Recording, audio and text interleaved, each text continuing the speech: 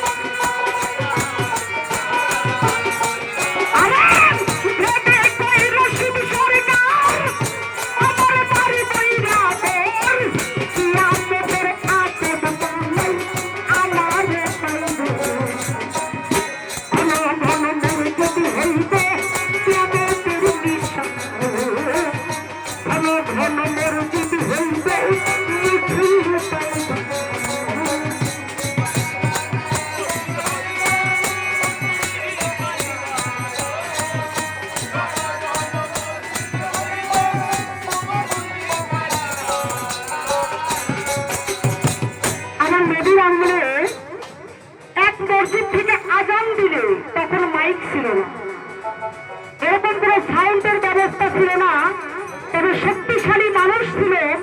এক মসজিদ থেকে আজান দিলে যতক্ষণ পর্যন্ত শোনা যেত, যতটুকু দূরত্ব পর্যন্ত, এতটুকু দূরত্ব পর্যন্ত মসজিদ হওয়া নিষেধ ছিল। আর এখনকার জামানায় 1 কিলো জায়গার মধ্যে প্রায় 4-5টা মসজিদ। যখন এই মাইকে আজান শুরু হয়, কোন মসজিদে হাইয়ালা সালাত দেয় আর কোন মসজিদে আল্লাহু আকবার দেয় আপনি নিজেই বুঝবেন না।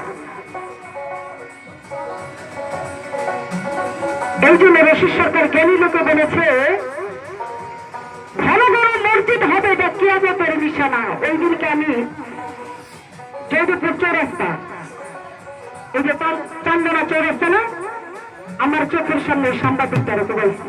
এখন আমি মোবাইলে দেখি, কিন্তু আমি এখানে তুলেটা ওইখানে ডুবাইতেছি, মানুষ ভিডিও করতেছে, কিন্তু কেউ যদি 50 জন মানুষ আগাইছে, 3-4 জন মানুষ কি করতে পারছে? মানুষ ভিডিও করে তামসা দেখতেছে, কিন্তু এই লোকটারে কেউ আগাইতেছে না। একটা ভাঙ্গা টেবিলের মধ্যে চলাইতেছে, কিন্তু লোকটা বাঁচার জন্য টেবিলের নিচে ঢুকে গেছে। আর অথচ ইচ্ছা করলে ওখানে 2-4 হাজার মানুষ ছিল, যদি এক ধারে নিচে করতে পুলিশের আসামি ধরা হতো না, পাবলিক বেশ করতে। আমাদের হাতে একটা করে মোবাইল আছে ভাই, ভিডিও করে তামসা দেখতে আমরা রিলিউ করতেছি, কিন্তু রক্ষা করা থেকে নিজেকে বিরত দিয়েছি। আজরাইল মনে হয় এরকমই হয়, কারণ আজরাইল ইচ্ছা করলে একসাথে 1000 মানুষের জান নিতে পারে, আর আজরাইল কেউ আটকাইতে পারে। ওই দিন আমি দেখলাম পিচ্ছি পিচ্ছি গোলাপান কুবাইতেছে, এত বড় একটা বেড়া বেড়াতে ইচ্ছা করতে দুটো লাঠিরেই ফেলাইতে পারতো, কিন্তু দুইটা দাও হাতে দিকে লাঠি দিলেই মনে হয়ে যায়। আর না হলে এরাই আজরাইল, এরাই আমি মনে করলাম যে আজরাইল গেলে এতগুলো মানুষ 3-4টা গোলাপান কিছুই ছিল না, তাহলে এরা অবশ্যই আজরাইল। আমাদের এদের রূপটা মানুষের চোখে এরকম ভাবে খেলোয়াড় হয়েছে, মানে এই দুজনকে ভয় পাইতেছে হাজারের।